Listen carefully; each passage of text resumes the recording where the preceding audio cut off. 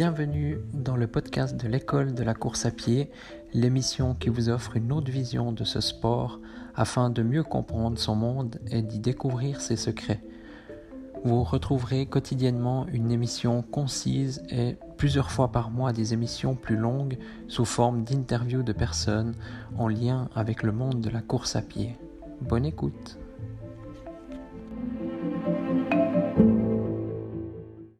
Bonjour à tous, bienvenue dans ce nouvel épisode. Aujourd'hui, je vais vous donner deux techniques que j'ai apprises lors de mes jeunes années lorsque je courais sur piste. Et c'est vraiment deux techniques qui peuvent vous faire passer au niveau supérieur et que tout le monde devrait mettre en place, mais malheureusement c'est très peu connu ou très peu appliqué. Donc la première, c'est tout simple. Par exemple, si vous faites des séries, ça peut être des séries de 1000 mètres, de 400 mètres ou bien de 100 mètres même, n'importe quelle série. Donc vous débutez votre série, par exemple 400 mètres, et puis quand vous arrivez, sur la ligne d'arrivée par exemple, on a tendance des fois à s'arrêter un poil avant déjà pour arrêter la montre, ou juste sur la ligne dans l'idéal. Alors moi je vous conseille encore de faire peut-être 3, 4, 5 mètres, et puis ça permet aussi... c'est pas parce qu'on fait une série de 400 mètres 0-0 qu'elle doit faire 400 mètres 0-0. Par contre, on peut, sans autre, continuer un petit bout. Et ça nous permettra aussi, le jour où tout d'un coup, vous êtes par exemple dans un sprint final avec quelqu'un, vous arriverez à tenir et vous lâcherez pas. Comme on voit souvent, il y a des coureurs lors d'un sprint final, ils lâchent dans les 50 derniers mètres, dans les 10 derniers mètres des fois. Donc là, ça vous permettra vraiment d'aller jusqu'au bout parce que vous savez que vous l'avez fait plusieurs fois l'entraînement, que vous avez continué après la ligne d'arrivée, même si c'était très dur. Si vous faites 10 fois 400 mètres, c'est intense comme entraînement. Donc ça nous permet justement de vraiment, de pas se fixer justement de limite, cette limite physique de la ligne d'arrivée, que on s'arrête juste avant, des fois on s'arrête après parce qu'on peut plus. Non, on essaie de continuer un petit bout. Donc ça, c'était la première technique. La deuxième, donc c'est lorsque par exemple on va dire vous avez des séries de 1000 mètres, allez, on fait 5 fois 1000 mètres. Alors la première, généralement ça se passe assez bien, la deuxième et la troisième aussi, la quatrième ça devient assez dur, même très dur, des fois on a tendance à baisser, et puis la cinquième,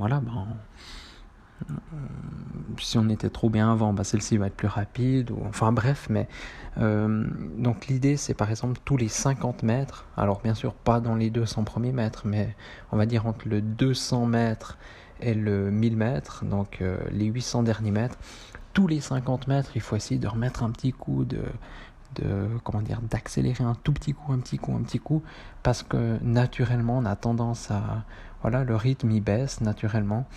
Et on ne se rend pas forcément compte, et quand on s'en rend compte, c'est trop tard. Donc au lieu, comme je vous disais hier, au lieu de regarder la montre, mettez un petit coup en plus. Et ça, c'est une technique que j'ai appris avec un entraîneur national suisse, et j'ai trouvé très bien. Puis effectivement, en course à pied aussi, des fois on a tendance un petit peu à baisser le rythme quand on est fatigué. Ça, c'est une technique qui va nous permettre de mieux appréhender ça, et surtout une fois de plus on va progresser, et le jour où il faudra mettre un petit coup d'accélérateur en pleine course, qu'au milieu de la course des fois il y en a qui accélèrent tout d'un coup sec, mais on arrivera à suivre, on arrivera même peut-être à riposter, à nous justement faire ce coup d'accélérateur.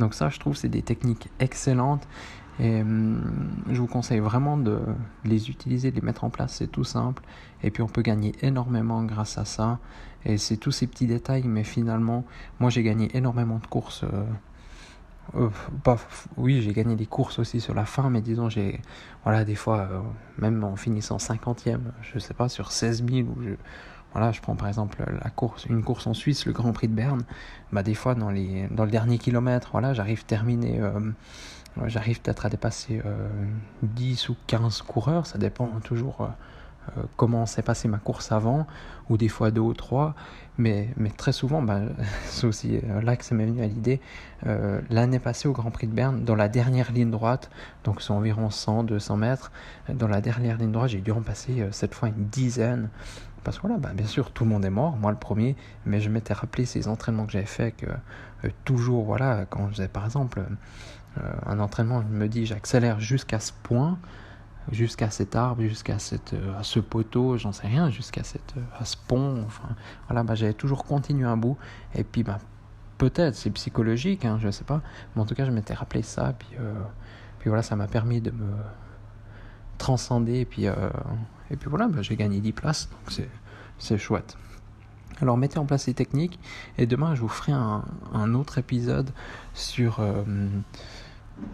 un exercice de fractionner très simple à mettre en place, très simple à faire, pas besoin de regarder la montre, donc moi ça va m'arranger, et d'ailleurs je pense que c'est le prochain que je vais faire, je vais vous parler de tout ça, et puis voilà, si vous avez des questions par rapport aux 2 techniques que je vous ai proposées aujourd'hui, n'hésitez pas à me le dire, si vous mettez déjà en place ces techniques, ou si vous avez ou dites-moi aussi quels sont vos points faibles, il y en a beaucoup, c'est sur la fin de course, il y en a d'autres, ils n'arrivent pas à gérer les départs rapides. Là aussi, les départs rapides, je préfère vous faire un épisode. Moi, ça a toujours été un peu une de mes forces. Maintenant que justement, je mets plus en place les entraînements qu'il faut pour pouvoir partir rapidement, c'est plus forcément ma grande force. Voilà. Mais c'est très intéressant aussi. Je vais faire un épisode là-dessus. Et je vais aussi m'entraîner sur les départs rapides. Je pense que ça peut être... sera bénéfique pour moi, puis aussi je vous passerai aussi mes techniques sur le sujet. Donc je vous remercie de votre écoute, et puis à demain dans le prochain épisode, dans lequel on va parler justement d'un exercice de fractionné, que je suis persuadé que tous ceux qui font du fractionné le font, 80% des coureurs ne le font pas, ou ne le connaissent tout simplement pas, parce que moi je l'ai appris assez tard lorsque j'ai commencé la course à pied, et voilà, je pense que ça va être très intéressant. Donc voilà, merci de votre écoute, et puis à demain dans le prochain épisode.